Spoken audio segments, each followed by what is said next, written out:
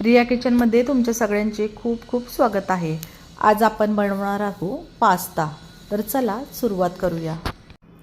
एका बाउलमध्ये मी 2 तांबे एवढे पाणी उकळत ठेवले आहे। त्यामध्ये 1 चमचा तेल आणि मीठ टाकलेले आहे।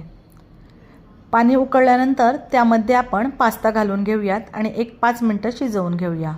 त्यामध्येच आपण कॉर्न सुद्धा शिजवून घेणार आहोत, म्हणजे वेगळे शिजवण्याची गरज नाही। पास्ता शिजलेला आहे, त्यामधले पाणी आपण निथळून घेऊयात। इथे मी 1 कढई गरम करायला ठेवली आहे आणि त्यामध्ये तेल किंवा बटर तुम्ही तुमच्या आवडीनुसार टाकू शकता।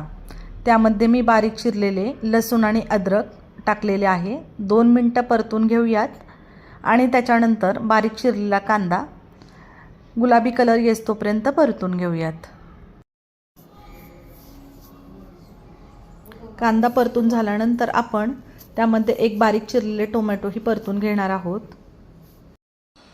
तुमच्या आवडीप्रमाणे तुम्ही यामध्ये बारीक चिरलेल्या भाज्या टाकू शकता। मी येथे बारीक चिरलेली ढोबळी मिरची आणि गाजर घातलेले आहे। 2 मिनिटे व्यवस्थित परतून घेणार आहोत।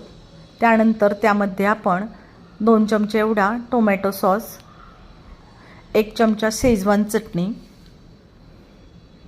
1 चमचा रेड चिली सॉस आणि मेयोनीज घालून घेणार आहोत। मेयोनीज तुम्ही स्किप करू शकता। यामध्ये तुम्ही पास्ता मसालाही ॲड करू शकता। हे मिश्रण आपण व्यवस्थितपणे 5 मिनिटे परतून घेणार आहोत। भाज्या आपल्याला जास्त शिजवायच्या नाही। त्यानंतर यामध्ये आपण मगाशी शिजवून घेतलेला पास्ता आणि कॉर्न्स टाकून घेणार आहोत। आता आपण यामध्ये चिली फ्लेक्स आणि ऑरिगॅनो टाकून घेणार आहोत। येथे तुम्ही मिरची पावडरचा देखील वापर करू शकता। तुम्हाला आवडत असेल तर तुम्ही इथे किसून चीजही घालू शकता। मगाशी शिजताना मीठ टाकले होते, त्यामुळे थोडेसेच मीठ मी ते वापरत आहे।